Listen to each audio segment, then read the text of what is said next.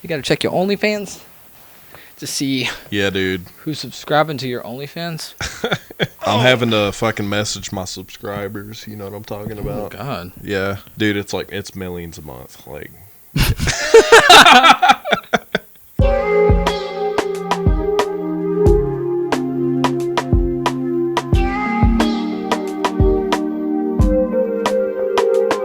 Are you ready, sir?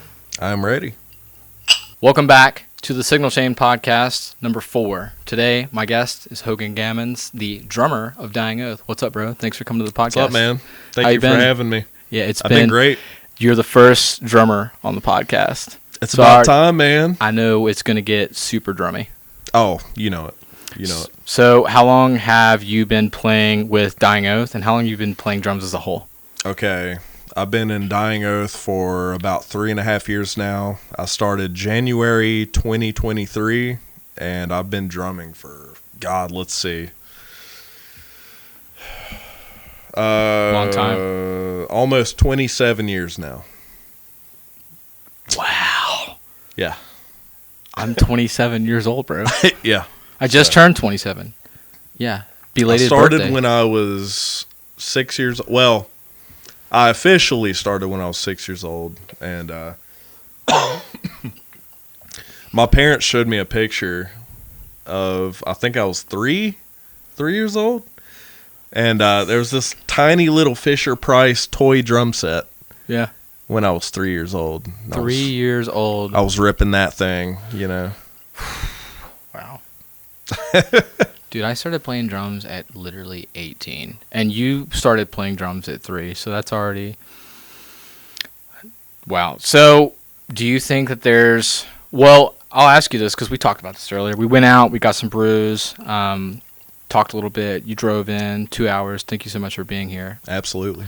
So, do you think that it's better to start super young on drums, or do you think it's better to start at more of a teenager age? What's your perspective on that? So, I mean, I only have my perspective, but Yeah. I'll say this. I mean, anybody who's driven to learn can learn. Yeah. Really what it comes down to is spending the time to practice and learn and, you know, do the rudiments, you know, play your favorite music, learn your favorite music, whatever it is, it doesn't matter. Like, I agree. get that rhythm down, get the basics down. Once you get the basics down, just keep going. Just keep learning. No matter who it is, you know, the best drummer in the world, they can still learn. We can all learn. So Take me back to 3-year-old Hogan on drums. What were the tracks that you were jamming to that really kind of grew your, I guess, musical palette, man? Like, what were you jamming on the drums at 3 years old, or what were you jamming at maybe more of an adolescent age? That yeah, really grew okay. your playing? 3 I don't remember, but I will say the earliest I can remember is like AC/DC and Ozzy Osbourne. I was playing some of that. I remember in the very young years, like some of the Metallica stuff was a little like, whoa, you know, like The Black Album. Yeah, stuff like that. I was like a little bit intense at that time, you know, but It's been talked about. It's been aired. It's been openly aired on this podcast, and I am not a Metallica fan. And it's not that I'm a Metallica hater. I just, for some reason, completely skipped that. Like, I remember Enter Sandman, but like I never, I don't know, took the time to really understand or care about Metallica, and I skipped on to other stuff. So, yeah, I openly and respectfully dislike Metallica because it's not for me. that may have been more my time, more so. For sure, you know, yeah, because like, you're 31, I'm 27. Yeah. Or almost 31. Yeah. Almost 31, sorry. You good. I could be 50. I don't care. Like, I wouldn't put you that far. yeah. So what was, I don't know, I always like to ask this question on the podcast. It's been asked pretty much every podcast except maybe number 2. But what was the song that really, you know, everybody has that, for me, everybody has that moment where they're listening to music and they hear the song and they're like, I want to do this. I already know. What's the know song? the answer. I was going to say, what's the song? I don't know how old I was. I was probably 14 or 15. Okay, I cool would age. say. Cool age. My brother Dylan, he was sitting at the family computer in the living room, and he was playing music on Windows Media Player, if you remember that. With the thing like going around? Yep. Yep, I remember that. He was playing that, and he had... You're going to laugh because I've mentioned this band a lot. Yeah. And I always do. But there's a reason. Yeah, so, of course. Between the Buried and Me, the song was Selkie's The Endless Obsession. I remember him playing that song, and it starts out, it's got the synth part at the very beginning, and then it kicks in. And at the time, at that young age, I was like, music can sound like this. Like, this is a thing. Yeah. And that's what really piqued my curiosity into, which we'll get into this more later, but like, I'm very into progressive metal, progressive music. So, dude, that was like me when I heard Tears Don't Fall by Bullet for My Valentine. Yeah, it was absolutely. like, it wasn't like oh my gosh, this is like disgusting. It was more of like, what is actually happening right now in my brain?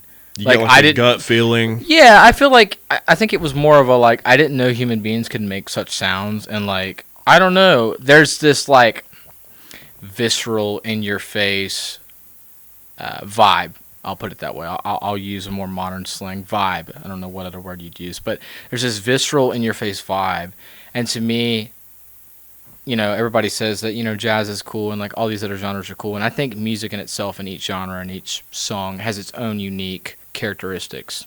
I think nothing's the same realistically. Yeah. Now in a music theory sense, sure, like, yeah, there's chord progressions that are the same. But like what I'm getting at is that I think that, to me, in my own personal opinion, metalcore or metal or deathcore or any of the stuff that you guys like to call screamo, which we hate that word, but at least I do.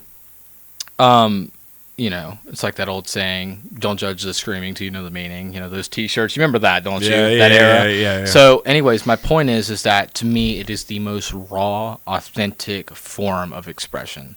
There's nothing that can come close.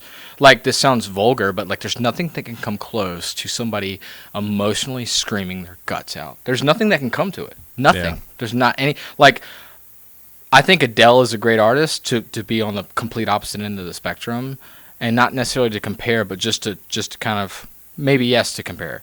I think that Adele is fantastic as far as a singer, but that doesn't hit me like a metal song does. It just doesn't. Right. So I think there's something to be said with that, and I think it's person to person. I don't think everybody is going to jive to, Between the Buried and Me and In Flames. Oh, and, yeah, absolutely.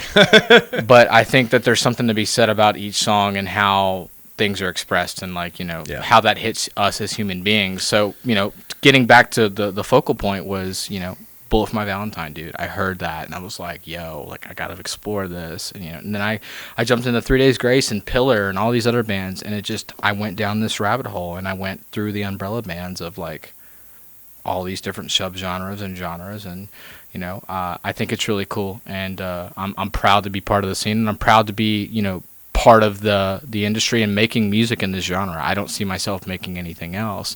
I don't see myself putting out a pop album. So it's really cool that you were able to, like, that, pull out that song and be like, this is exactly the moment. Yep. So I had Josh on, your guitarist from Dying Earth, and he was able What's up, Josh? Yeah, shout out Josh, we love you. Yeah. He was able to exactly like pinpoint the song. He was like, Trivium, Pull Harder, and Strings Your Martyr. Yep. It was just like that.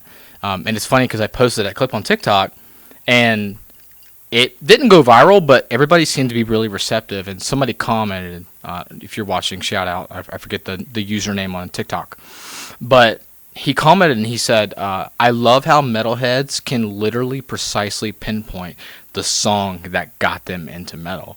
Yep. And I think there's something to be said with that. So anyways, to kind of focal it back to you, or push it back to you, Between the Buried and Me, you started listening to them, and that kind of started your journey in metal. Yep. What other bands kind of were under that umbrella that you got into shortly later?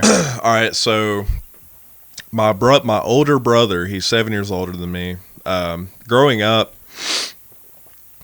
he heavily influenced what I gravitated towards. So yeah, at that age, he got me into like Arsis and the Black Dahlia Murder. Oh yeah. And Oh wow.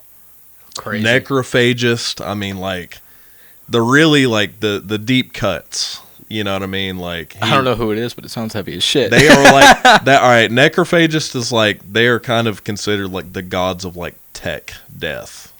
Oh, like, okay. They are the band that started that. So, funny enough, like I looked recently, like they haven't been a band for many years. Right? Oh wow. Okay. I looked on Spotify; they still have over 100,000 monthly. Like.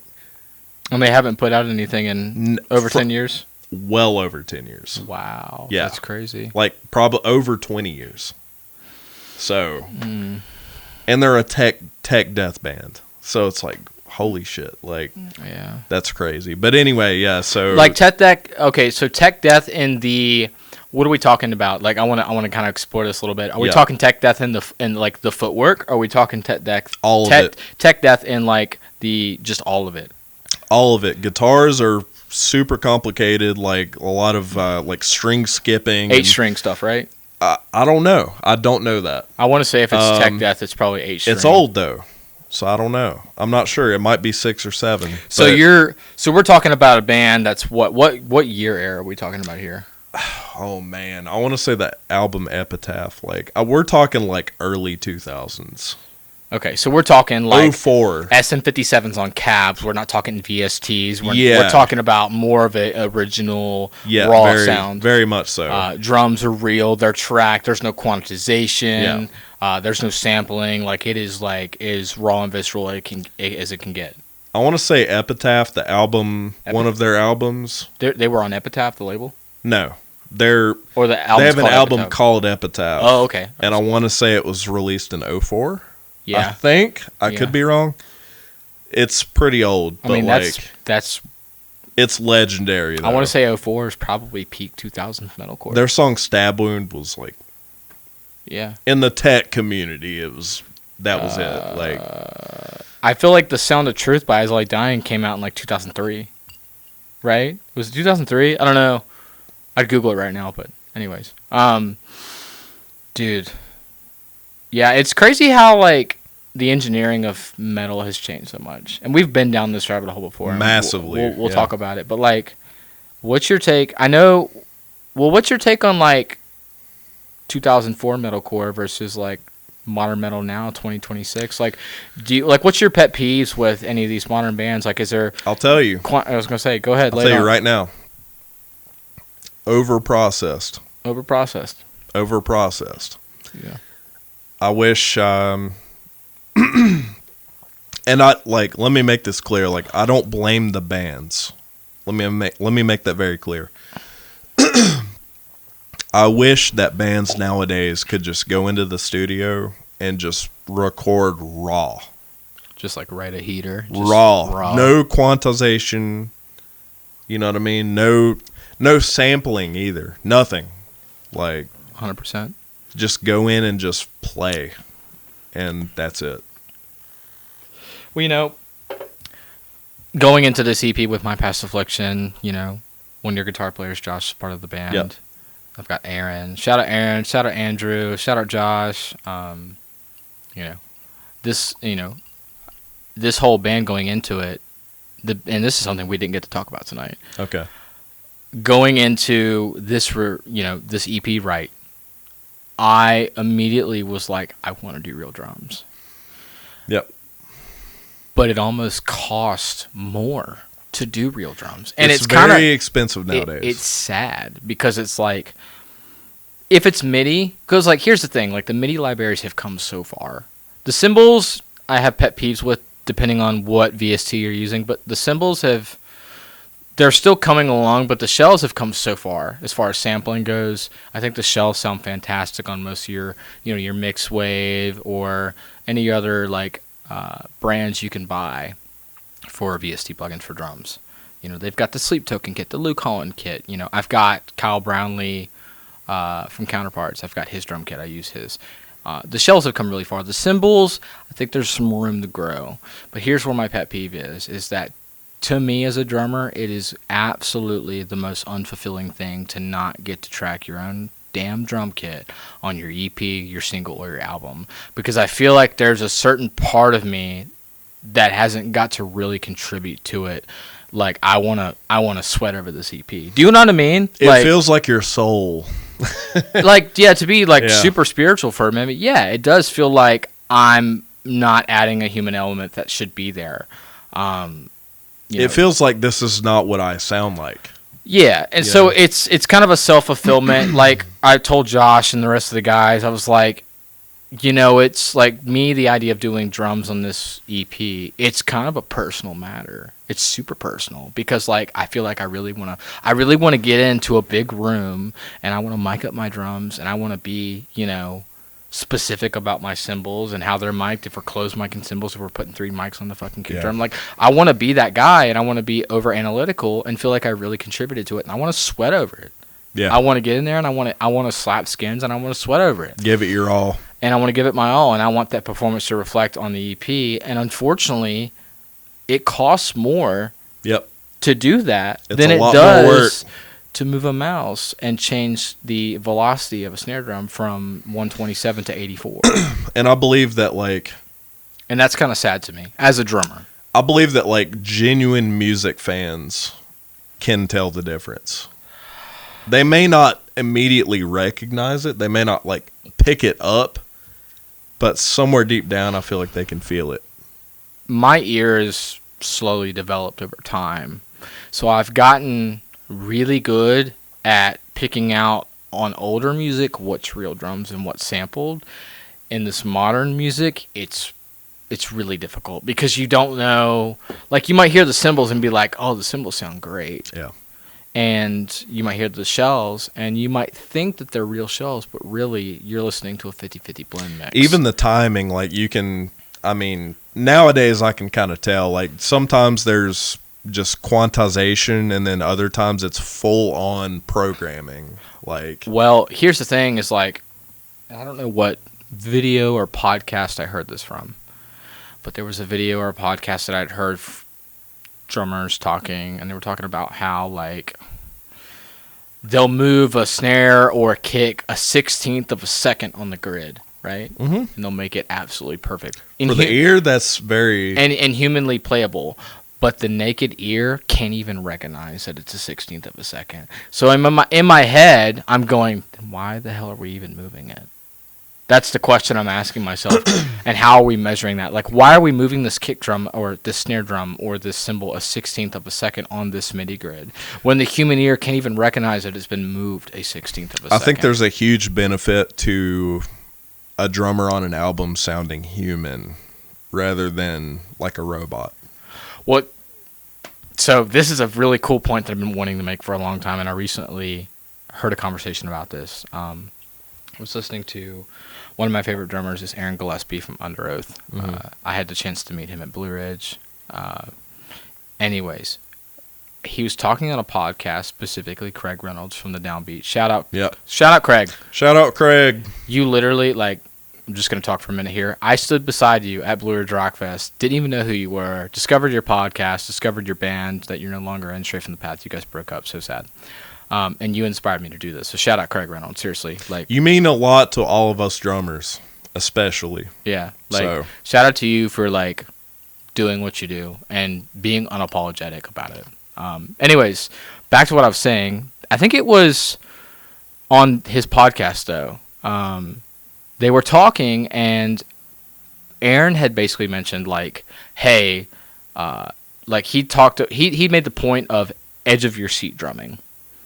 And to me, that is human. And Aaron Gillespie is that. Like, if you listen to Under Oath, Aaron, it's edge of your seat drumming because, like, he'll put that metric modulation swing in his cymbals, and it's just like you're like rocking your head forward, and you're like, oh, like, shit, where are we going here? Takes you by surprise. You're like, whoa, yeah. You know, like, the sound and lost in the sound and separation, like that fucking shit right there, dude. It's like I can't even like mouth it or like describe it on my hands, but it's like the just a simple placement is like, it's almost like you're headbanging, and all of a sudden your head wants to freeze because he's doing metric modulation, like just a swing that's in it, like, and like people have said like it's edge of your seat drumming, and it's literally that because you're on the edge of your seat, you don't know where we're going, and all of a sudden it just slams down. You're doing quarters now, and it's like, and I remember listening to that. And the thing about it is, I got on, and I'm not gonna claim to be like an OG Under Oath fan. I got on Under Oath super late,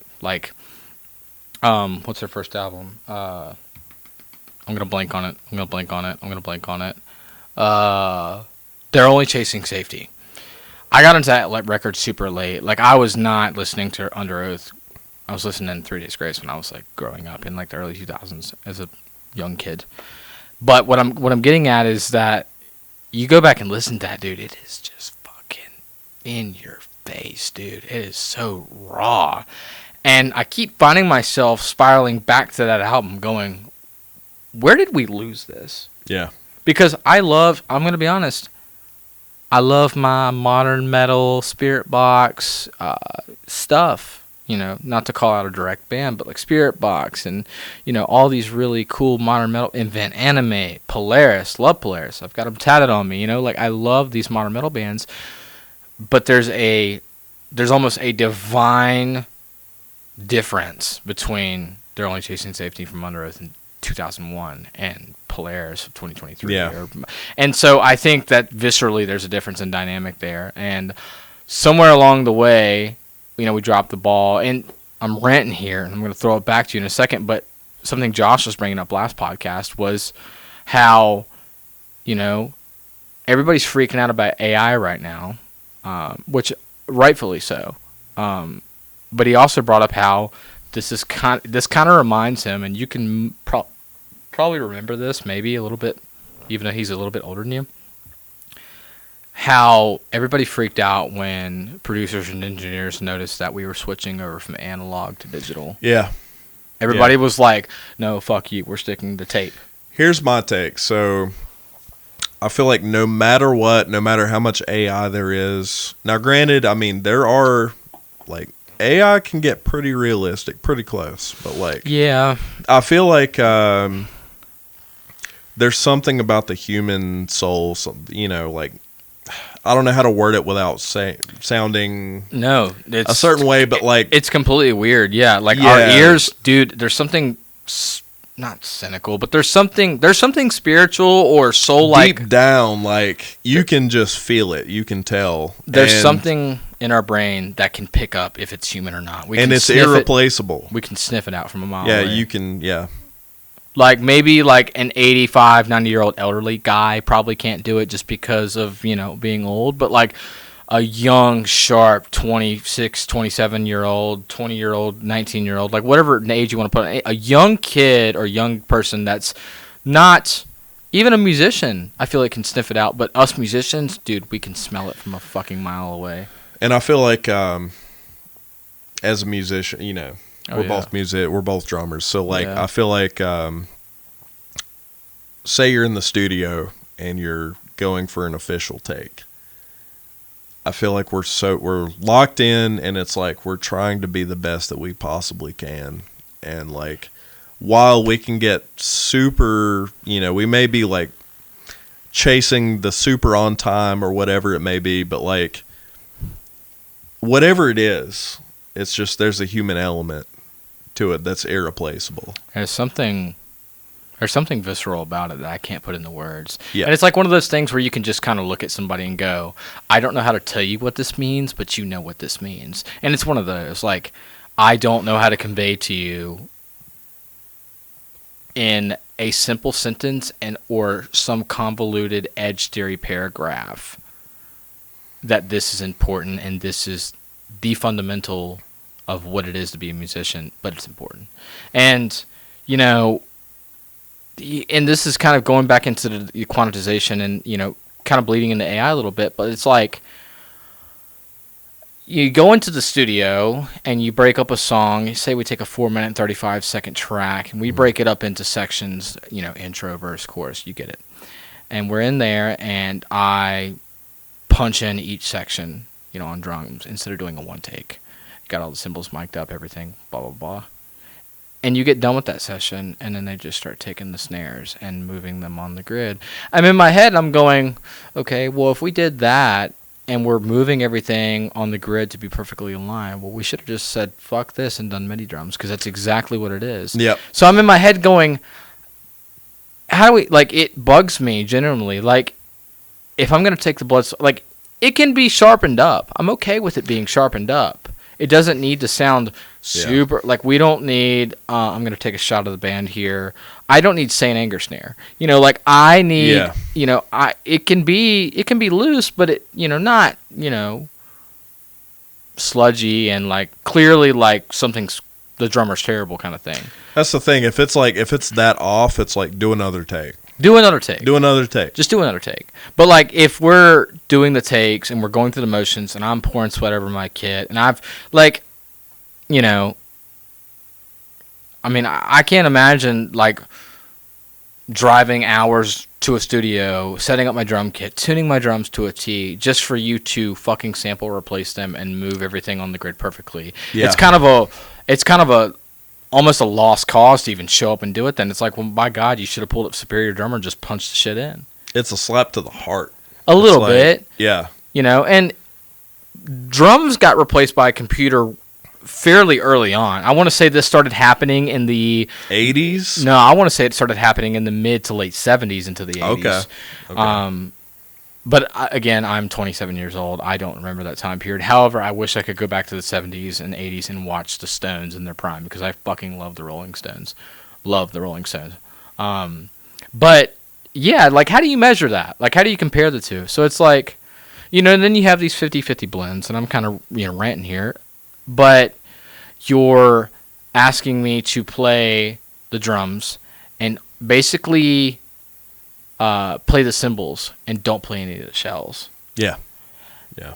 Because you want to take my cymbals and you want to stick them over sampled drums on a MIDI grid. And it's kind of like, I understand the principle. And yes, it does sound good. However, I think that there's a element of that where it's just completely inhuman. It's like, to me, it's like you're either doing real drums and you're going to keep them human feeling, and you're going to, you know, not be locked to the grid to the 16th of a second like I was saying earlier, or you're just going to humanize your velocities and you're going to lock them to the grid and you're going to do MIDI and be done. Like, there's either two differences. To me, taking a real drum kit, recording it, putting it on the grid perfectly, and sampling it is the fucking same thing as MIDI. Yeah.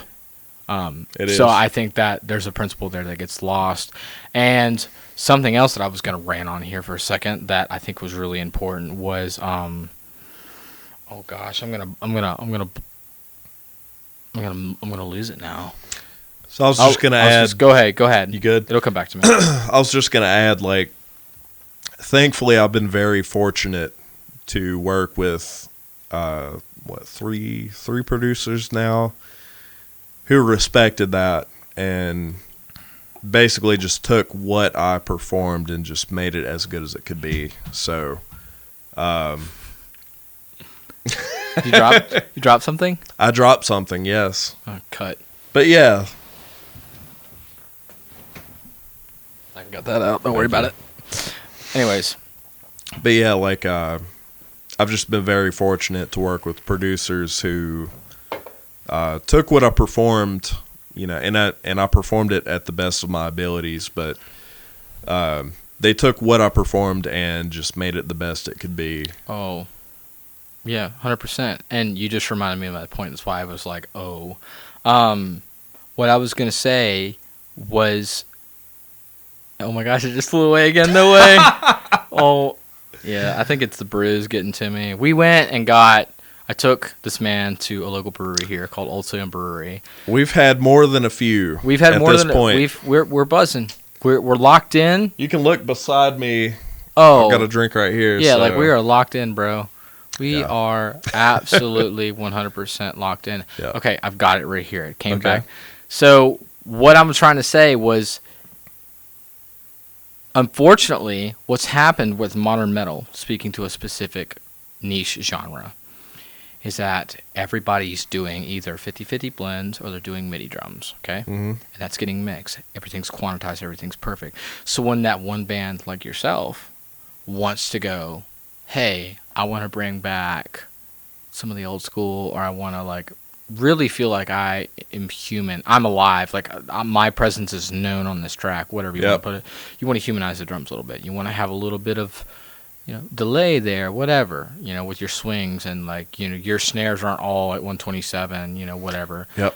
I know that's a huge pet peeve of yours. Yep. Unfortunately, it's really hard for that to be appreciated now because everything has been so saturated with these perfect drum productions. And so what's happening is people are hearing MIDI drums and then hearing real drums, and they're associating real drums as a shitty drummer. The way I look at that. You follow me? Yeah. Oh, I do. I do. Spirit Box did this recently on an album, which I was mind-blown of all bands to do it. Spirit Box actually kind of went outside the pocket, if you will, and didn't go super quantized techie on some drums that Zev did. And they got some fucking backlash. I think it was Spirit Box. I want to say it was. And they got absolutely roasted and basically was like, this is fucking shit. Well, there was a band, I forget, maybe it wasn't Spirit Box, but there's been some bands in the last 5 years that have literally taken a step back and tried to change it up and be a little bit more human with the drums. And unfortunately, the listener has become so saturated with quantization on drums that immediately when they hear real human drums that you would have heard back in the 80s, they're associating that with, oh, you've got a shitty-ass drummer. So what's your take on that? Because that's a really hard one to navigate. It's got to be. Damn. That's a loaded question. Like, the way I look at it, do you educate your fan base, or do you just do you just take the punches and move on? It's hard to do that. Yeah. It's hard to educate the fan base unless you have a presence on social media, right? But right. But I don't know. It's like if you're a genuine fan of the band or a genuine fan of music, whoever it is, whatever the song is or album or whatever it may be, I feel like if you come to a live show and you want to hear the band for who they are genuinely in real life, forget the internet, forget, production, forget all that. If you want to hear the band for who they really are, come to a live show and genuinely hear them. Like, that's it. Come to a show. Come to a live show. That's all I have to say. Yeah, I think that, and I can, and this is kind of sad, but I can probably pull about. And I'm nobody to speak on this. This is just my genuine, authentic opinion.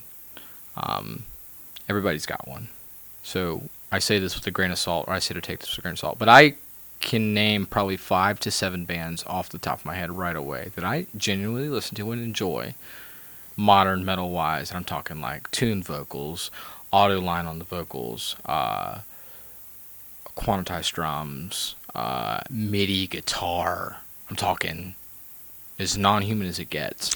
Reliant on a laptop Reliant. Which, by the way, we use one, but we're not reliant on it. Let me make that. Let me make that clear. Oh, I remember the days of ripping sets without a laptop. Yeah. I've been there. I've had sets where the laptops crashed, and I've tried to G up the whole band.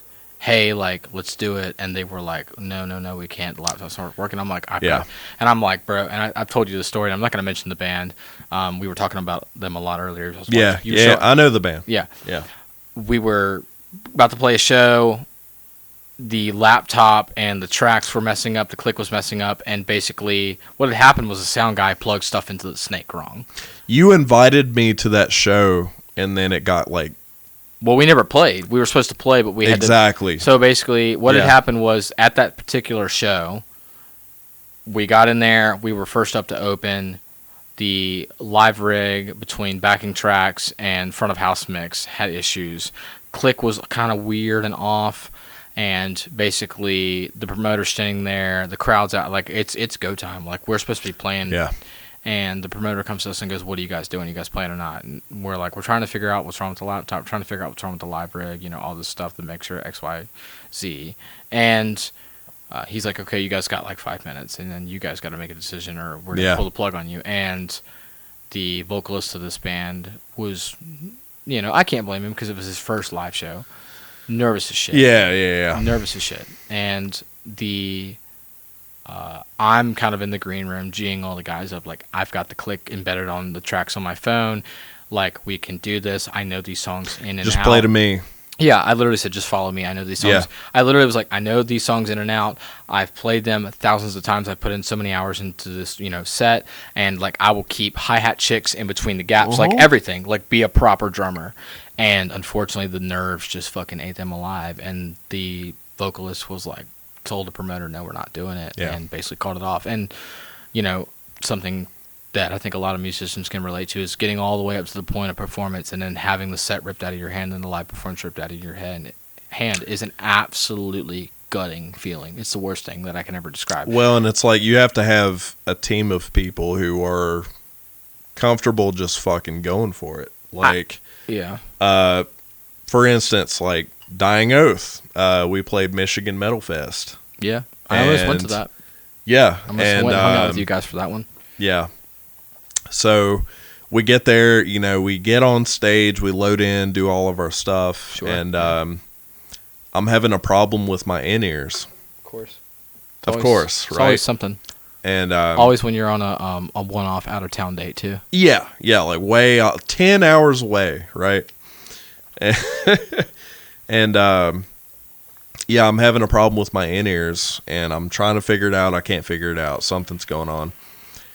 And so we're like, you know what? We don't have time. Let's just run it raw. And that's exactly what we did. And it went great. Gave the fans what they paid for. Yeah.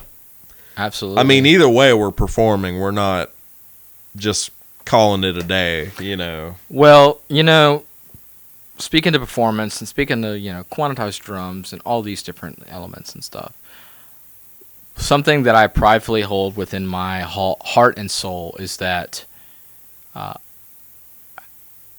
AI and all this stuff, it will never, ever be able to replace a live show. Nope. Never. That's something that they can't take away from us as artists, as drummers, as musicians, whatever label you want to put on it. And as you as fans, like people that take the time to listen to, our podcast and, or my podcast and, my band and his band and like other bands, like whether you're listening to Lorna Shower or you're listening to POD, like going and watching those shows, AI will never be able to take that away from you ever. So it's a really prideful and really cool thing to have. AI is based on what we create. What we prompted to do. Yeah. There you go. And that's the thing about it is like I went into this almost spiraling tunnel web of questions when I started really looking into AI and what it was. And I watched Matthew McConaughey, one of my favorite actors, on a podcast talk about AI. He's like, this thing is literally engineered on what we prompt it to do, what we tell it. There you go. And it's based off of information that's collected from what we've gathered as humans. So is it really artificial? That's the question. Is it really artificial, or is it just a narrative driven by us?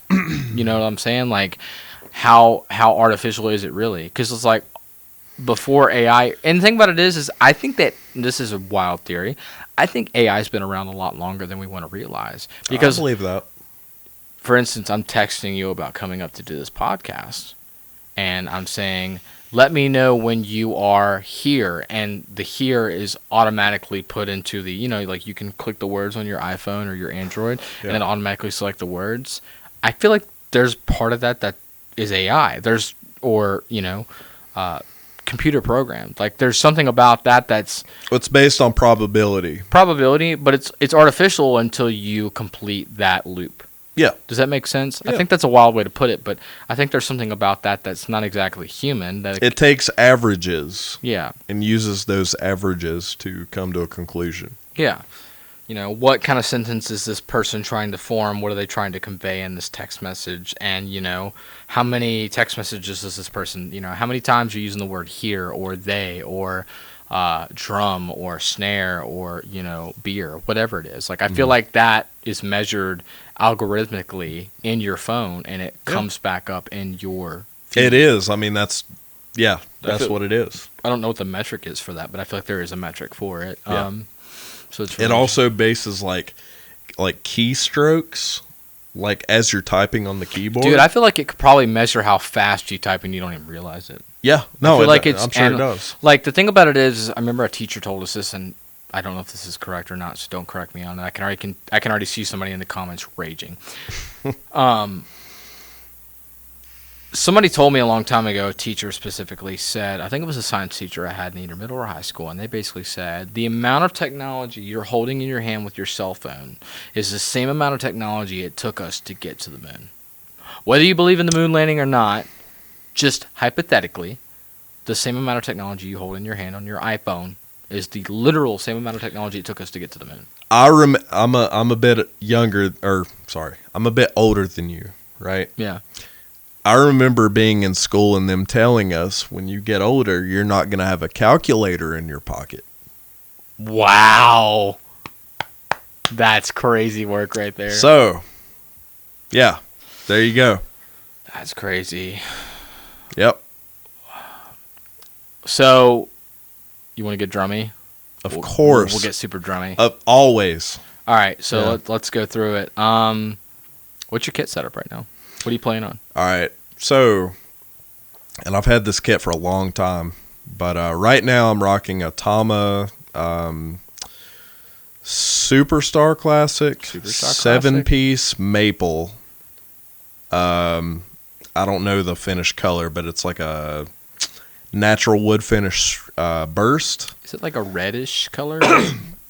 It's like a natural, like, I'm trying to think of the color, but it's like, it's like the wood grain to like dark, but it's got the lacquer. It's a lacquer finish. Mm-hmm.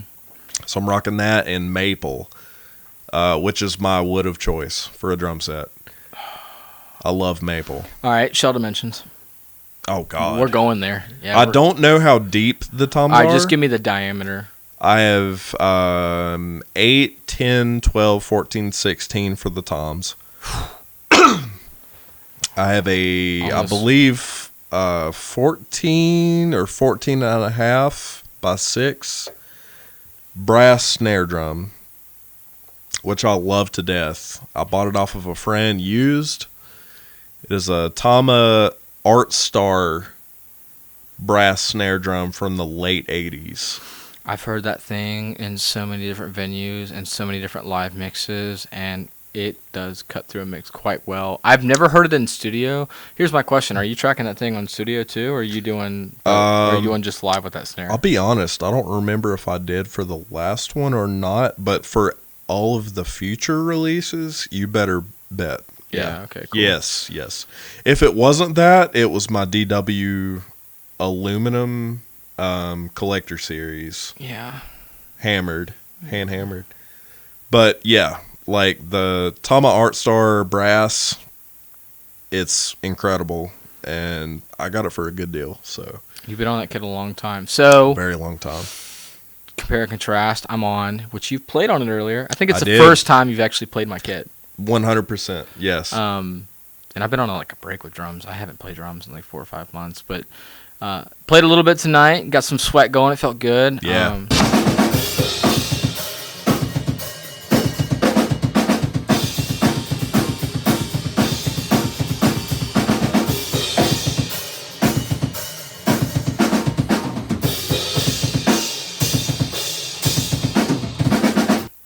Got to get back on the kit here soon. Got to live a little bit. Yeah. I got some sweat going. Played over some Kingdom of Giants and some other cool tracks that I like. But the kit that I've been on since I started playing, not since I started playing drums. I started on an E-kit, but I moved to acoustic rather quickly. Not exactly sure what year, but I moved to acoustic rather quickly. I'm on a Mapex, Fast Tom Pack, Studio Ease, like Armory, right? Yeah, Mapex Armory. Like it's a long ass name. You can't get the color that I have anymore. Gotta buy it used. I was gonna say you can buy it used. If you've watched any of my YouTube videos, you know exactly what like drum kit I'm talking about. I might put a picture of it on the screen later. I'm looking at it right now. It's beautiful. It's right here to our right. Beautiful. And I forget what the color is, but it's like a greenish blue color. I'll tell you what it looks like. It looks like sand, like when you go to the beach, and it's like the extremely like when the tide just comes up over the sand. That's what it looks like. It's like a blue, like a very light blue with like a cream in the middle. Yeah, I can't remember what it was. It's a lacquer burst, but I don't remember like what exactly is the name. I'll put it on screen or something later. It's got a natural finish to it. Yeah, it's not super complicated or chrome or anything like crazy. And then my shell dimensions are, and you've got more toms than me. Yeah. I've played, so I've got a 10 right here on the shelf in front of us with all my drum gear and whatnot. I don't use the 10. I've played the 10, but I find myself using just one rack and 2 floors. It's a 14, 12, 14, 16 config, and then I got a 22 by 18 kick drum. Yep. I've gotten the chance to actually play it with something we didn't talk about. I've actually gotten the chance to play on some 24-inch kick drums. Ooh, yeah. Bro, you talk about feeling like Thor, the god of thunder.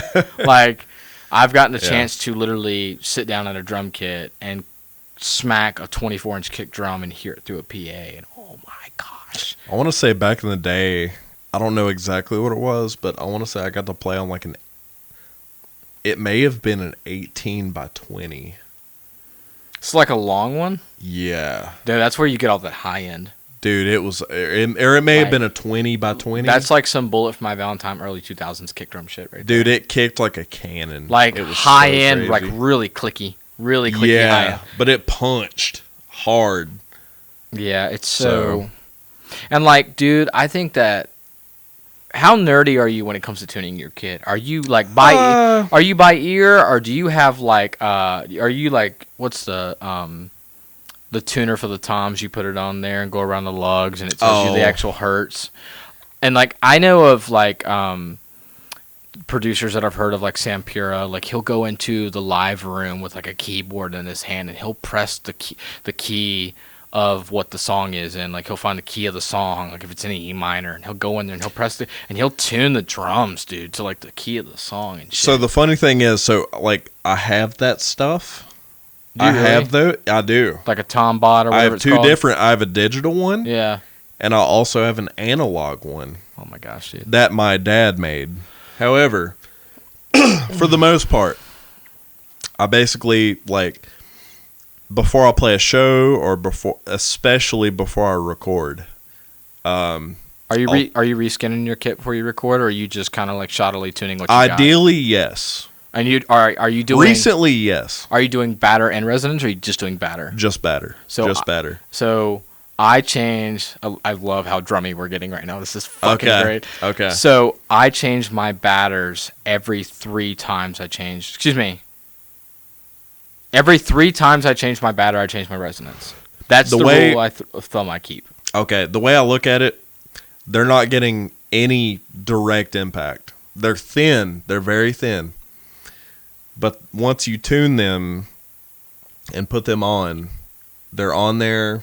The only thing you may need is to retune. I don't think you need to actually replace, because they're getting 0 direct impact.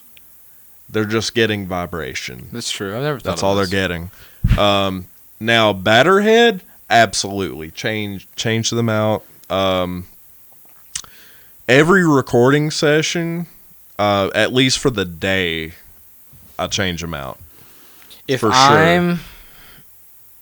I'm tracking music in the studio, and I'm actually tracking real drums, like I'm here and I'm doing like covers or whatever, I don't really get super techie with my drums, because it's just covers, and I already know my engineer is going to sample or replace most of it, just because I'm not in the ideal recording room, and I'm okay with that. When it comes to live performances, I try and reskin my snare batter side every other time that I changed my resonance. The resonance I feel like is different because on my 14 by 5.5, typically the resonance to get a good snare is dime to the sky. You're tuning that thing up pretty tight. And I'll just go through it real quick. I'm looking at my kit right now, and it's been a while since I've reskinned this kit. Like I said, I've not been active on the kit. I've been doing more writing on the MIDI grid and like working on my past affliction stuff. Soon to come. And it sounds sick, by the way. Yeah, it's really dope. I'm really excited about it. More excited than I probably should be. On the kit, it's toms. So 12-inch, 14-inch, and 16-inch toms. I've got EC2s, Evans EC2s on toms. That's what I use. And so I went down the rabbit hole. I tried Remos. I tried attack drum heads. Spent a bunch of money on these attack drum heads. Ordered those. And dude, like, I came back to Evans and was like, I just like Evans. I don't know why. I just came back to EC2s. On the bottom, I've got EC1s. Those are newer. I actually really like the EC1s as residents. And then on kick drum, it's Evans EMAD 2. It is my fucking go-to. I've tried the EMAD 1. EMAD 2 is my go-to. 2 different dampener rings. There's like 3 now. I'm like, what? Like, yeah, all these crazy. I don't know about that. I tried a crazy attack kick drum. Thought it was cool, but I don't know. I like where it sits in like the mid to like high range if I tune it right. And then on my snare, I've tried Evans Onyx. I've tried Evans Genera Dry. I've tried what I'm using right now is an Evans Heavyweight with the reverse power dot. Let me ask you this: for practice, have you ever used an Evans Hybrid? No, never. If you for practice, if you never want to replace your snare head for years, go with an Evans Hybrid. Years? You know I hit pretty hard. Yeah. We both hit pretty hard. I hit hard, and I used pretty big sticks. I used an Evans Hybrid on my snare for practice, and shows for that matter, actually, for over 6 years straight. I feel like that's just foul play in the drummer world. Send it. Go for it. Wow. Like, and you just kept if you're on a budget. And you never busted this head once? No, I never busted it. I went through. All right, and were you on the same snare you're on now? No, I was using a maple. I was using the maple snare that came with the kit. So you were on a wood snare. Yes. Okay. I don't think it matters. I'll be honest. It has Kevlar as the middle layer. It's a mesh in between. Then it has the top just clear layer of whatever it is, and then the bottom layer. And I wore through the top layer, of course, but that middle layer, you will not destroy it. You will not destroy it. So for a practice snare, that's what you want. It will last basically forever. I take that back. Mine is, I think the label on mine, without getting up and going over to my snare and looking at it, it's an Evans Heavyweight Dry. That's what I use. I like a really dry sounding snare in a mix. I don't know. That's a good head. But it's got the reverse power dot on it, and it's a tank of a head, man. Like you can slam on that thing. I'm talking rim shot after rim shot, and that thing will not break. I've never busted. This is a cool one. We can kind of get into this. Moving off of gear. Although I do want to get into cymbals. We haven't touched on cymbals yet. Maybe we'll get on cymbals and we'll go into the what I wanted to go into. But I've never broken a snare of that specific head ever. Okay. We're gonna deviate, but before we do, cymbals. What are you rocking? Okay. This is going to sound crazy. I'm a cymbal-holic, so I could talk about this forever. This is going to sound crazy. I'm more of a cymbal guy than a shell guy, 100%. I have a mixture of brands on my kit. So you've got a Frankenstein kit going on. I have a Frankenstein kit. I don't know if I've told you this or not. Maybe not. I've seen your kit 1,000 times, so I can probably imagine. Go ahead. Left to right, run us through it. Okay. All right. Left. I have a Sabian AAX splash cymbal I believe it's either 8 or 10 inch. Then I have, and for the longest time, it's not this now, but for the longest time I rocked Sabian, what is it, XS? Yeah, I did the same thing earlier. We're both spilling beer on each other. I promise I am not that torched right now. I don't know. We're pretty torched. We're pretty torched. I'm not. No, I'm pretty good. Like I'm pretty torched. So I could drive a tractor trailer if I really. I'm kidding. I'm kidding. Anyways, missed my mouth. Anyways, so hi-hats. Yeah. I used to rock. I think it was the XS Sabian or hi-hats. I know what you're talking about. Yeah, they've got the little like scoops on the bottom hat. Yeah. That allow air to move through. Mm-hmm. But I chewed through those over years. So then I picked up a used pair of Sabian, what are they? Ks. Sorry, Zildjian. Sorry. Zildjian K. Zildjian K. Yeah. Not the sweets. I wish they were the sweets. The sweets are so good. They are not the sweets. I wish they were, but I picked up a used pair of Zildjian K hi-hats. Endorse this already. Zildjian, please. Endorse me, please. I could use it, but and then crash cymbal. I have a Sabian Paragon, I believe 16-inch crash. I feel like that one's is that one not like a recent ad? Because I feel like you had a different crash there. Not really. It's like I feel like you had a different maybe a year and a half ago. Yeah, you had something else there because we've been friends for. It used to be a Sabian AAX fast crash. Yeah, that's what it was. Yeah. That's what it used to be.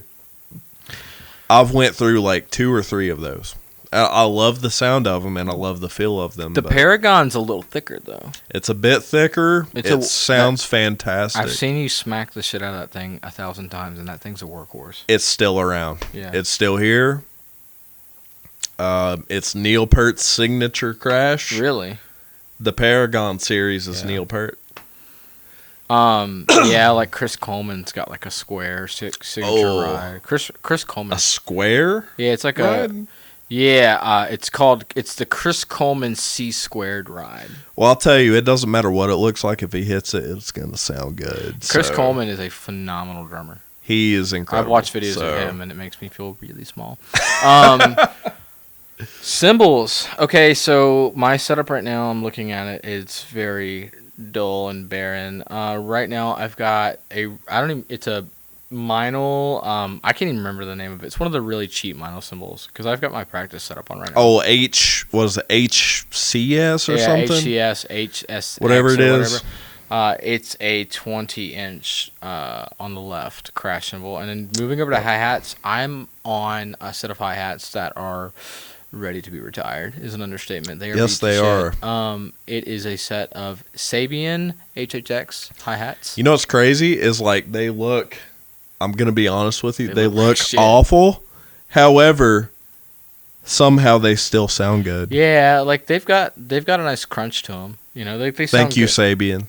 They sound good. Yeah. Like I bought the HHX stuff I actually bought as a pack, and I've been on for a while. Now some of this stuff's been swapped out for warranty, so it's not the OG cymbals I started on when I bought this pack, but I bought like 17, 19, 14. So it's like a 14-inch HHX hi-hats. And then I've got the ride, the 20-inch Meinl cymbal, the cheap Meinl cymbal, and then HHX 20-inch ride. It's a medium ride. I'm looking at. I can read it from here. So you use a 20-inch ride. It's a 20-inch. I'm not a 21 or 22-inch guy. I like 20-inch. I want to go up to a 21-inch, specifically the Meinl polyphonic. That's a beautiful ride. Yeah. And I want to go to a thinner cymbal. I want something that's, because the way I play is super melodic. I'm like between both of us. I think both of us express ourselves drum wise in our own ways. Yeah. But I think you're a little bit more expressive on your shells. And for me, I'm the opposite. I love being melodic with my cymbal placement, whether I'm accenting the cadence of a vocal or I'm directly doing what the guitar wall's doing or I'm just filling up a space with a splash or a stack. Like I love trying to just kind of plethora in like cymbals in a melodic orientation, if you will. I have the answer for you, but it's not cheap. Oh God, don't tell me. You're gonna tell me. Go ahead. It's the Zildjian K Series 22-inch Suite. The K Sweet Ride? The K Sweet I've Ride. played the K Sweet Ride. I was in Nashville. It's beautiful. It's probably second to the Polyphonic. Okay. Yeah, I'm a Meinl, but when it comes to cymbals, like if I had to glaze a certain company, I would glaze the hell out of Meinl just because I want them to give me their cymbals. Although I'm not opposed to Zildjian or Sabian. They're all great companies. Zildjian, specifically the K Sweet stuff, is fantastic. But on the very, very far right, I've got a Meinl Byzance 19-inch Crash Rod? thin crash. So 19-inch Meinl Byzance thin crash. And this thing, and like I said, all these cymbals right now are due for retirement. They're all cracked. Like most of these cymbals are practice cymbals. That Meinl Byzance was the very last cymbal to crack. And believe it or not, I'm a dominant right-handed drummer, and it's on the right-hand side of my kit, and it's taking the absolute beating. And it's finally cracked, and it's cracked around the proper places you would like. If your cymbals are cracking, there's a right place for them to crack, and there's a wrong place for them to crack. If it's cracking up around the bell, it's normal wear and tear. Don't fret it. You want to lay off and you're hitting fine. If it's cracking on the edges on that rim, you're not hitting the cymbal properly. You want to kind of come in with a glancing blow rather than a direct strike. There's a difference in it. You better keep it away from me. I was gonna say. I don't know if that's just a super gatekeeper take to have, but to me, there is a proper way to hit your cymbal. Yeah, I mean, if you're hitting it hard, you're hitting it hard. But like, if you're directly like harshly like banging the edge of the rim and you're playing big sticks like me, yeah, like I'm literally playing Thomas Lang's signature series sticks. They are literally the biggest thing you can get in a concert stick without getting into a marching stick. They are tree trunks. I'm playing Vader Wicked Pistons, the oh my god, Mike Mangini signature stick. Which you've been on Vader. I've been on those for years now. I think you've been on Vader since I met you. Like, you haven't. So before that, I was on ProMark 5A. Like, that's right. You're a ProMark guy. Specific. Weren't they like hickory sticks? Oh yeah. Because I know ProMark's got a hickory line. For sure. I've got some ProMark sitting over there. Damn near all of them are hickory, but it was like. Hickory's hard too. Oh yeah, there was like a rebound series and then a forward balance series, and I tried a bunch of them out, and but then I don't know what hit me, but I decided to pick up the Vader Wicked Pistons from Mike Mangini, and I think the extra reach that they give plus the weight. So I don't like thin sticks. I like thicker sticks where I feel like I'm really holding something. And I feel like I can get better leverage and better power out of those, even at higher speeds. We're getting super drummy right now. Oh, yeah. We're going dude, deep two cut, drummers. We're deep cut drummer. Deep cut. Deep cut drummy shit. No, I agree 100%. I want to really feel the snare underneath my stick. I want to feel 1,000,000%. Yeah, because for some reason, dude, if you put me on a 3A stick, I don't even know what that is. There's a 3A? Yeah, I've seen 5A and it's super thin. 5A and there's a 3, or maybe it's 5A. I forget what the actual technical term is. What are those chopsticks? Well, I'm gonna point this out. I think it's Vic Firth makes a 5B, right? And they're pretty thick. They're great. Yeah, they're pretty thick. So I was on 5Bs for Wildwood sticks, and the Thomas Langs, for anybody who doesn't know, they're white, they're coated sticks, and I don't know about Vic Firth. I love Vic Firth Thomas Lang signature series sticks. They're white, they're coated. My skin likes them better. I don't know. I like them better, and they're thick. They're really thick sticks, but they have an incredible balance. The weight point is kind of towards the center. rather than like the tip or the back shaft. I know we're getting super drummy right now, but what I'm trying to convey is that Vic Firth makes a stick, and I think they're a 3A or a 2A, whatever it is. There's no way. One of those sticks, specifically Daniel Fernari. Shout out Daniel Fernari, you're like one of my favorite drummers. He plays one of those sticks, and I'm probably bombing it right now, but he plays one of those sticks, and I specifically was like, well, if Daniel Fernari from Damn Polaris plays these drumsticks, then I gotta have these drumsticks, you know, because Daniel's one of my favorite drummers. So I went and grabbed these sticks, and I felt like I was playing with fucking pencils, dude. And my hands, like, I didn't like it. I hated it. And I'm like, you know what? Maybe I need to go back to the Thomas Lang Signature Series. And I did, and I've tried all kinds of drumsticks. I've tried Vic Firth. I've tried Vader. I've tried ProMark. I've tried some really weird off-brand Chinese drumsticks. I've tried the small companies and the big companies, and I just keep coming back to Thomas Lang. And, you know, I'm like, you know what? Maybe this is right. And you know how I got into playing Thomas Lang was taking it way back, down, memory lane here. When I started playing drums and was trying to learn, I was learning by a YouTube drummer by the name of Wyatt Steff. Shout out Wyatt. I love you so much. Shout out Wyatt. And I've got a lot to be grateful for with Wyatt. He taught me a lot of everything I know, taught me how to really have a great perspective on life and what it is to be, a drummer, a proper drummer, and, gave me some really healthy constructive criticism early out of the gate. And I don't think I would be the drummer I am without him, so shout out Wyatt. I love you. But my point is that he was playing those sticks. There's three things that I kind of took away from doing lessons with Wyatt. There's three things. One is the sticks he was playing. I didn't want to be that copycat. Like I didn't want to copy him. I didn't want to be that guy. So I tried to play all these other sticks, and I just finally said, you know what? Why don't I just try these?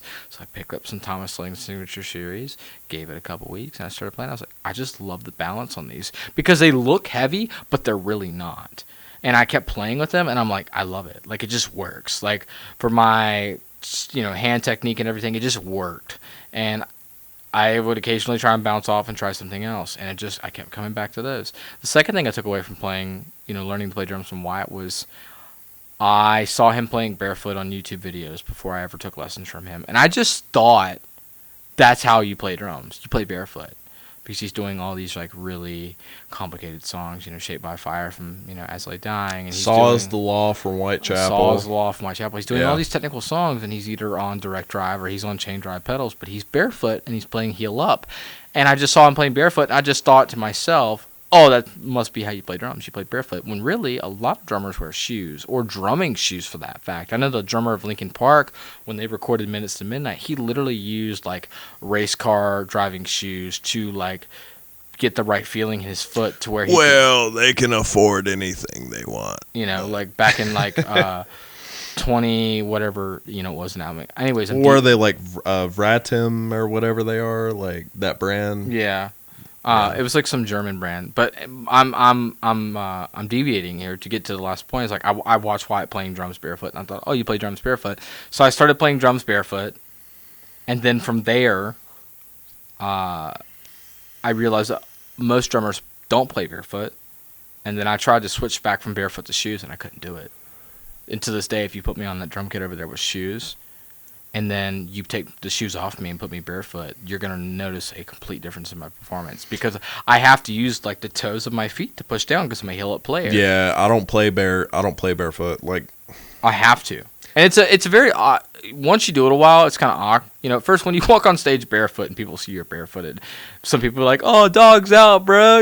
Like they love to point it out. I'd show them off at that point, like. But dude, like it's honestly like you walk out there with some Adidas and Nike slides on and you just rip. Like it's once you do it a while or enough, you just kind of forget that you're even doing it. But yeah, it also makes because, like, there's no way you're going to be able to lace up a pair of Vans or Converse and put socks back on after a set. You're rushing to get off stage. You get another band coming on, typically. Like, the last thing that I was going to bring up was stick tricks. This is something that I still do in my playing, and I watch Wyatt doing the stick tricks, and to advance out, like, Luke Holland and Wyatt and Matt McGuire, all these drummers I've talked about for so many years that I still aspire to a degree. they were all doing the stick tricks, and there's something about it performance-wise that I've always thought was really cool. So I always like to try and incorporate stick tricks into my cover videos or my live performance. And I think that's a really cool way to kind of shine as a drummer, being the fact we are in the back and we don't get the microphone at all. Yeah. You know? Yeah. I will say, in my experience, the 2 pairs of shoes that I've liked for drumming the most Okay, lay it on me. Go ahead. are the very first pair that I really fell in love with for drums were Onitsuka Tigers. What the hell is that? They look similar to Adidas. Really? They're a like pretty flat profile shoe, Really? but they've got little grippy sections, like little very fine grippy sections. So they're fantastic. I wore those out so much. And then the second is what I'm wearing now, which is the Vans half cabs. Oh, is that like the different? If the Vans half cabs, is that like? Cause talk about a Vans connoisseur, dude. You should see how many white Vans I have in my closet. They are slightly taller. Are they a high top or low top? They're kind of in between. Like you can I was see gonna say them. half cab. I feel those it right now? That's what I'm wearing right now. So Yeah, yeah, that's like- Vans half cabs. I would say that's like a hybrid between a high top Yeah. and a low top. Yeah. Because they're not quite high top, but they're not low top either. Exactly. Like you do not want ankle restriction. You're playing drums and those motherfuckers. Yeah, dude. Wow. Yeah. I could never. Yeah. That's crazy. But they've got a pretty flat sole to them. You know, one thing that I haven't tried. First of all, I want to get into this. I took a brief moment where I tried to play drums in socks because I saw the man, the myth, the legend, Chris Turner doing it. Yeah. I did get some of my playing style from him as well because I sit up all the way up on my throne.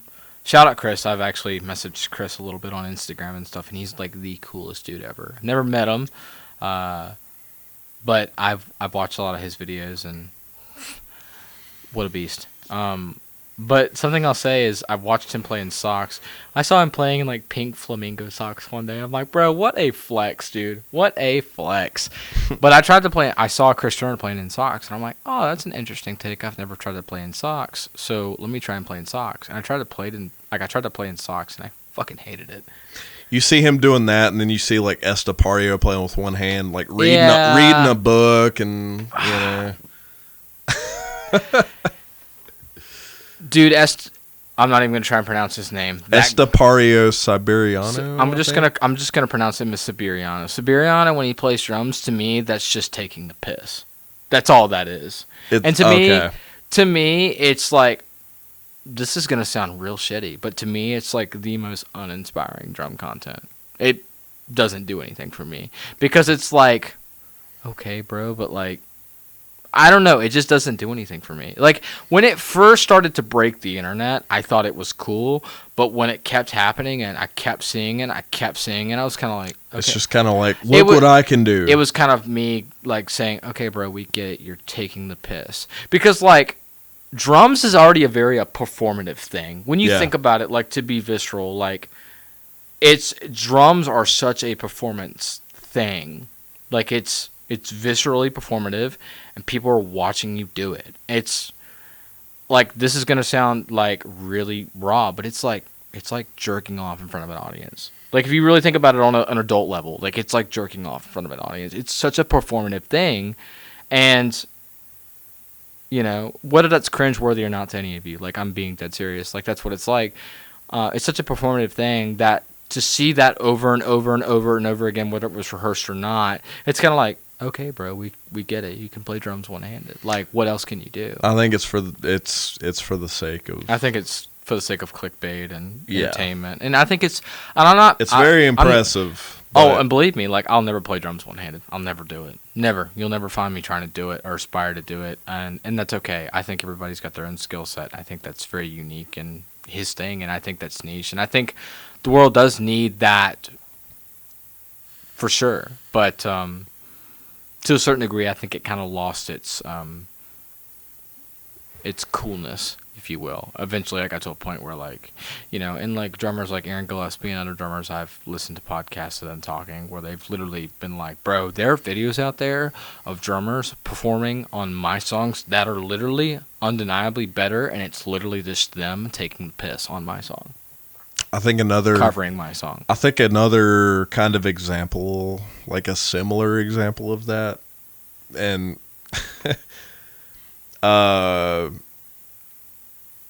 there are female drummers out there who are incredible, like Anika. Yep, who is performing for Rush right now. Yep, she's playing for Rush. She's unbelievable. I saw that recently. Good for her. And shout out Anika. And a lot of others. But there are also some female drummers out there who just, they go and make reels of them, you know, they've got their tits out, you know what I mean? Like they're all, everything showing. Yeah, some real skimpy outfits. And they're playing some basic, whatever it is. They're playing, they're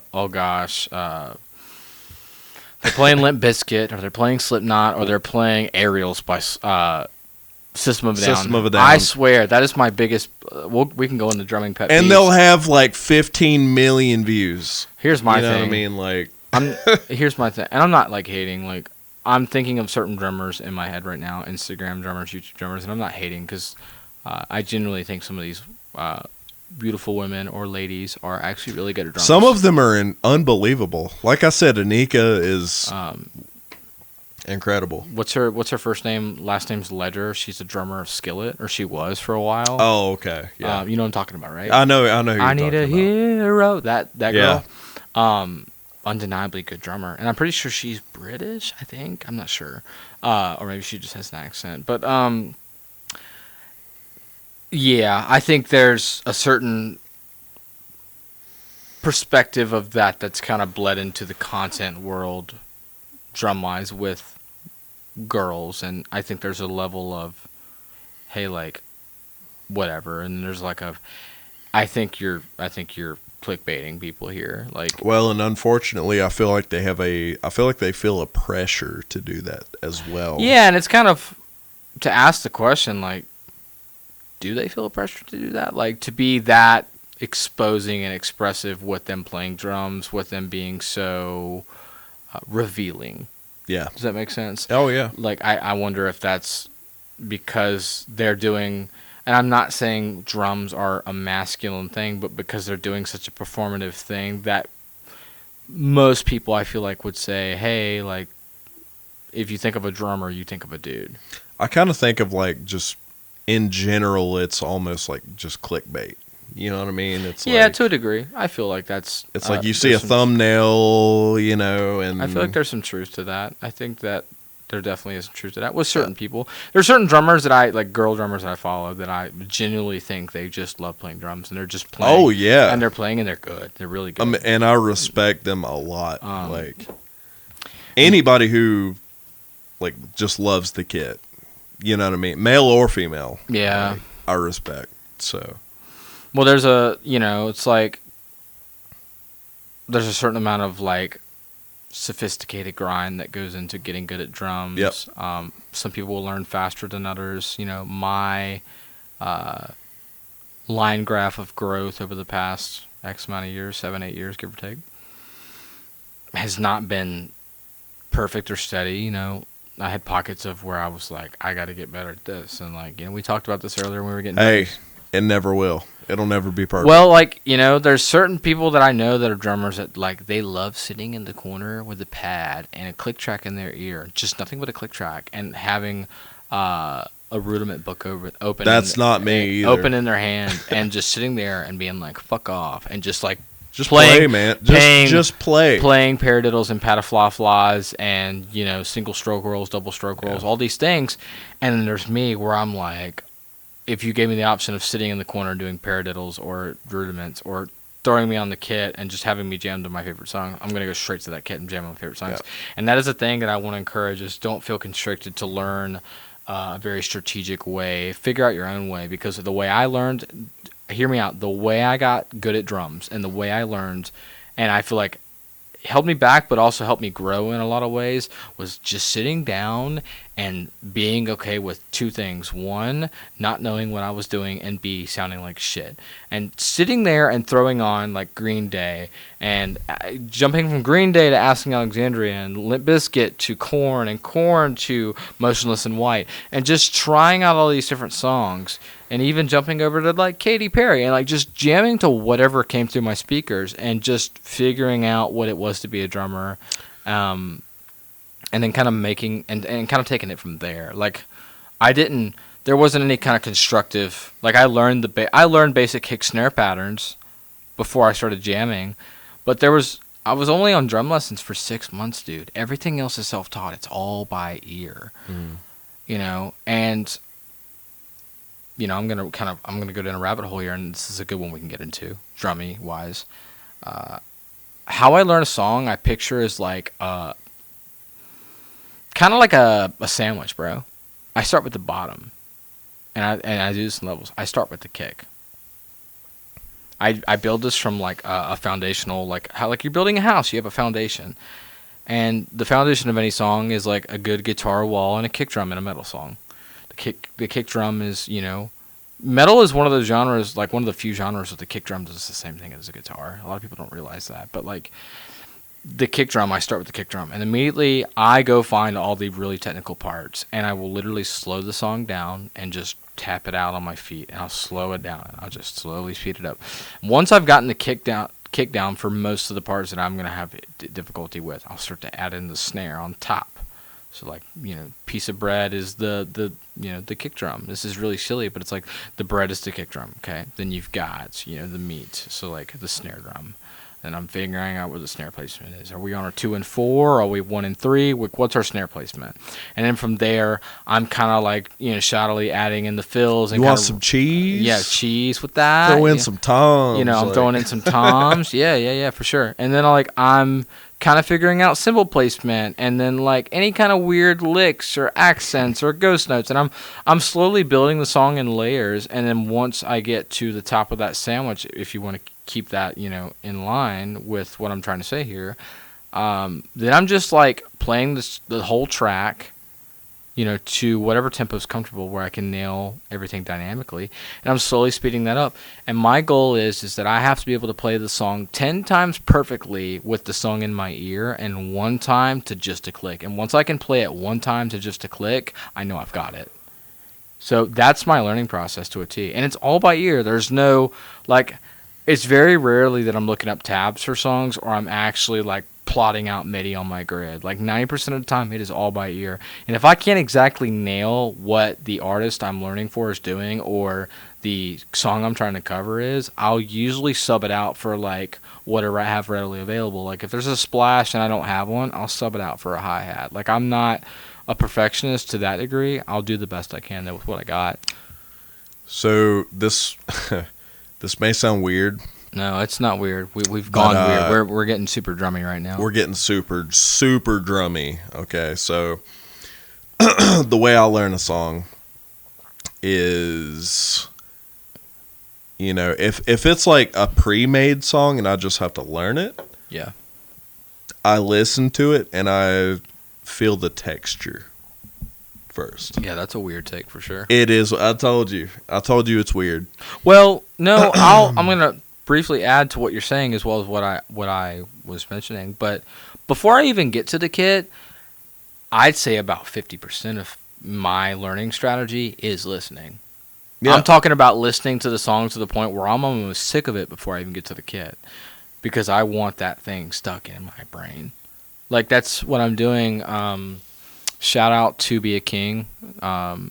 You know, them hitting me up and asking me to, you know, possibly fill in tentatively based on, you know, if the drummer needs it, you know, to be filled in for.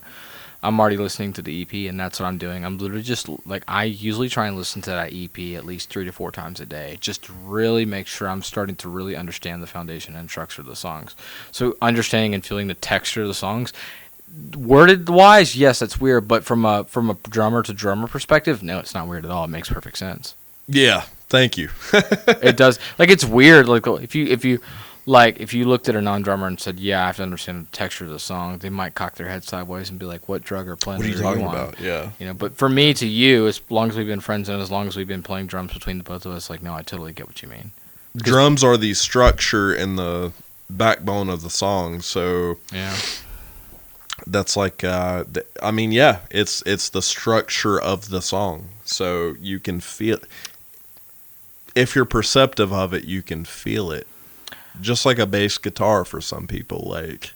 So for me as a drummer and Clay, like, we can feel the song.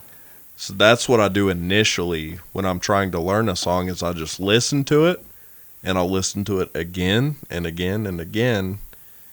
And I feel like subconsciously I map the texture of the song before I even play a single note.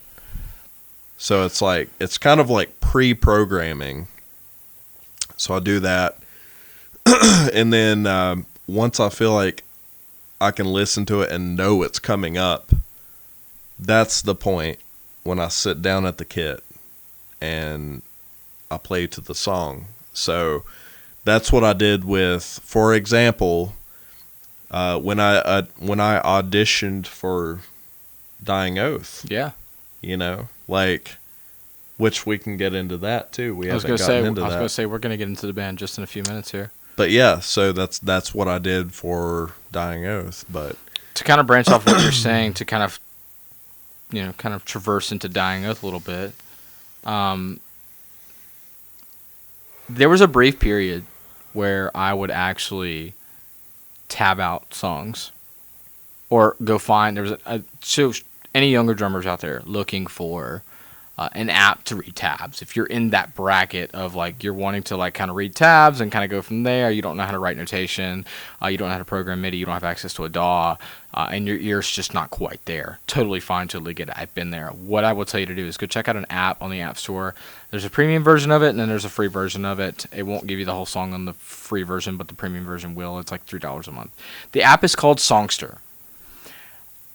And it's literally just people that have went in and wrote the tabs to whatever songs. Like Landmarks Scars. It's a French metalcore band. If you know of them, you know of them. If you don't, you don't.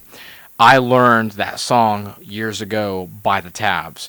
And it's kind of like Wikipedia. Anybody can go in there and write their own stuff, so be really careful with what you're learning. But if you find the right version that matches the instrumental or the song you're listening to, that's how I learned to learn some of my early material. Was just going in there and reading the tabs. You can slow it down. It'll tell you exactly what element to play, kick.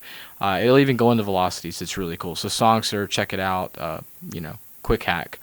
So branching into Dying Oath. You've been playing in Dying Oath for what, 3 years? Almost 3.5 years now. Almost 4 years now. You guys put out an EP a while back. What was the name of that? Haraeth. Yeah. Which that was a cool listen. A lot of early tracks the fans might know. And you guys are on kind of the...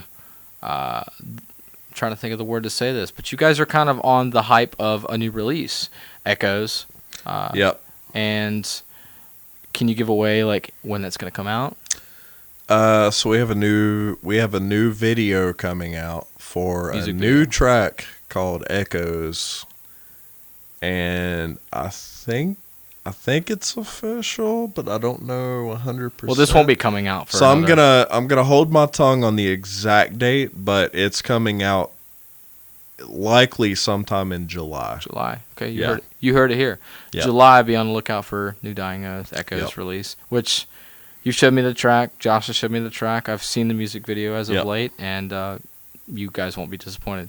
Really sick music video, really sick performance. Drums are always really good, and it has like a lot of modern flair to it. That's what I like. I think this is like a really cool, like if you know the band, you know Dying Oath, you've checked them out, like it's a really cool progression. It's like one step forward into a little bit more of a modern territory, but it has so much of an old school feel to it. And it's got a lot of human element on the drums that we, quite honestly, we're bitching about that's not really prevalent in music nowadays. It's got a lot of human element to the drums. Everything is done up quite nicely. If you're a fan of In Flames, if you're a fan of Bullet for My Valentine, Kill Switch, As I Lay Dying, any bands under that umbrella, I would highly encourage you to go check out Dying Oath. They quite honestly don't receive enough attention in my opinion, and I think that they're going to be massive one day. So I'm gonna stamp it in history right now.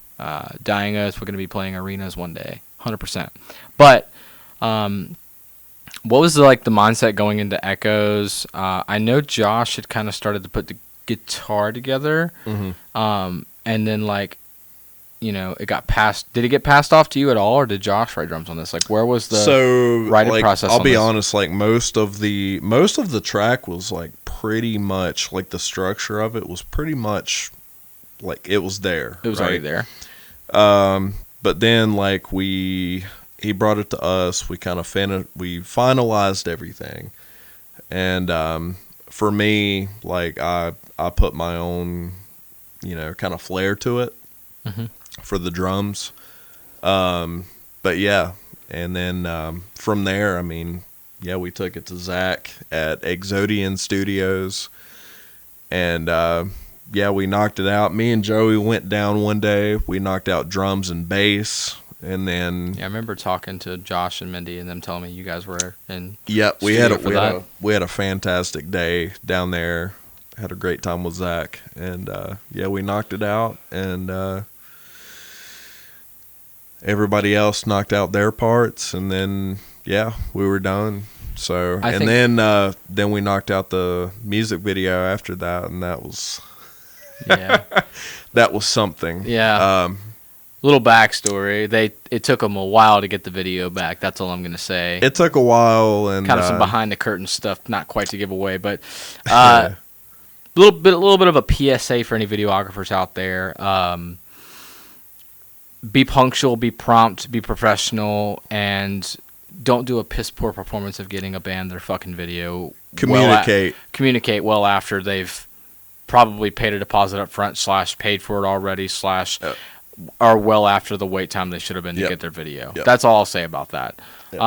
Is there anything particular you tried to do differently performance wise, or even just drum wise going in? Is there anything where's your head at going into this new release, this new chapter of the band? Is there anything particular you're trying to do differently or really push yourself in? So for this new release, it's a little bit more intense, especially up front. You get a little bit more just flat out metal, more intense drums, and then from there it kind of turns into the song and then evens out. But 100%. I noticed that out of the gate that most of those songs, there's some sort of underlying ambient intro or lo-fi guitar. This one is full band, let's go off the rip. You press play and you're there. Yeah, it's we're in your face. Yeah. It's a really cool way to grab somebody's attention. That's something that's speaking to a little bit more of a modern metalcore band, something Alpha Wolf talked about a while back, or by a while back, I mean several years ago. They have a song called Akudama, which means enemy in Japanese, I believe. But the point is that song is, from the minute you press play, it's the full band is just ripping. And because there's not some weird ambient intro, which I love my ambient intros, don't get me wrong, I love a good intro. Because the full band is ripping off the rip, it gained massive traction. Because that's a huge problem everybody has, is everybody's attention span nowadays is really short. Tiny. The window has closed dramatically. So swiping constantly. As a band, to get your song in front of a listener, not saying an ambient intro doesn't work, because it does, but if your band is literally ripping from the moment they swipe up on that piece of content you posted or that song they press play on, you got a much better chance at holding them and pulling them into your song to have them listen to it further. Unfortunately, to have an ambient intro work, you already have to have a fan base. If you don't have a fan base and you try an ambient intro, it's probably not going to garner attention. I would agree with that. Yeah. Yeah, I would agree with that. Because, if people see your name and they're like, "Oh, I gotta see this," then they're gonna hold attention. Well, and I think it was you, me and you, I think you shared a video of Brody from Invent Animate recently. Yeah. Yeah. Big Invent Animate fan right here. Yep. For instance, they are like, I'd say probably the kings of ambient intros. Really weird melodic ambient intros. Fantastic. What's the word I'm looking for here? Oh, I'm gonna bomb it. Soundscapey, like soundscapey. Atmospheric. There's a certain word I'm looking for. Shoegaze. Okay. Shoegazy for sure. 100% shoegazy. Shoegazy, but then it becomes heavy, or intense. And the thing about it is like mixing those dynamics with like 7 and 8 string guitars is not easy because I've tried to do it 1,000 times and it's difficult. But what I'm saying is like for anybody like me and you being fans of Invent Animate, when a song comes out from them, we're gonna click the song, and if there's an ambient intro, we're gonna stick around and listen because we already kind of know what to expect. But for a new fan, they're probably kind of going, okay, like, what are you guys about? Like, the finger tapping of like, hey, like, where's the guitar? I thought you guys were like a metal band. This clip that I saw earlier today was. So I'm gonna take maybe a controversial take, right? Go for it. So, if they hear something and then they see that they have a big following, explore the band. Don't just take it at face value, whatever the first thing you've seen from that band is, right? Ooh. If you see one video and you're like, it's okay, and then you see that they have a big following, dive in. Take the time to dive in. All right, here's the thing. This is a great question. If you're exploring a band's discography and all right, I'll paint the scenario. You find a band. You've never heard a lick of their music. Okay. Where are you going? You going the newest release, or you going very first album? If you find a band Spotify. Ooh. You want mine? I'll tell you mine. I'm gonna go to their. I'm gonna go to their first. I'm gonna go to their recent release. Their very recent release. So I'll listen to that. And if I like that, I'll typically immediately say screw the rest of it, and I'll go straight back down to the very bottom, and I'll find the very first album, single, or EP they ever did. I'll tell you what I'll do. And I'll listen to it. I'll take whatever their number one track is. Mm-hmm. I'll listen to it. I'll take the middle track. I'll listen to it. And then I'll take something from their early days, and I'll listen to it. That way you get their number one track. You get whatever they had kind of in between, whatever they were working on. Yeah. And then you get their early work. So you can kind of get not a full picture, but you can get a gist of their direction. Yeah. That's what I would do. I love to go back to the first album or the first EP or first single just because I already know that if it's a serious band or even if it's just a jam band, there's something to be said about it's coming from such an authentic place because we talked about this earlier when we were out for beers. Yep. How there's no deadlines, there's no pressure, there's no audience to satisfy, there's no label contract to fulfill, there's no nothing. Which we can get into that if you would like. Like there's nothing fulfill. Like you're writing music from a very innocent, genuine, vulnerable. And I authentic is definitely a word. But authentic, that word gets thrown around a lot nowadays. But like vulnerable, genuine, viscerally non-pressured, viscerally honest place. Like you're writing how you feel. Like we have a song in My Past Affliction. It's called Victim of Cycles. I literally did all the drums and all the production to it. Josh did most of the guitar. We had a guitarist do the guitar parts of it that he's not in the band anymore. He did parts of it, but Josh did about 85 to 90% of the song. The bass is programmed, but I did all the production and I did all of the lyric writing. I wrote the entire song. I came up with the melody in my head, and it's from a very genuine, vulnerable place, and it's literally about being a victim of your own cycles. having bad habits, whether it's substance or just things you do. Like, it could be something as simple as, like, not snoozing the alarm clock when the alarm clock goes off and keeping your word that you're going to get out of bed and go after and seize the day. Or it's getting off that drug you're addicted to. Like, it's a very ambiguous place that I wrote the song from. But it's from also a very personal perspective of me trying to wake up every day as an incomplete man and be the best man I can be and be a sharper version of myself every day, and work on different things like keeping my word, showing up on time, and putting down the things that are not benefiting me in life and stuff like that. So I think that there's something to be said about a song that's wrote from a very vulnerable perspective like that. And then when you get to the sophomore album is always the worst one for bands, because it either does great or it doesn't, or it's in the middle.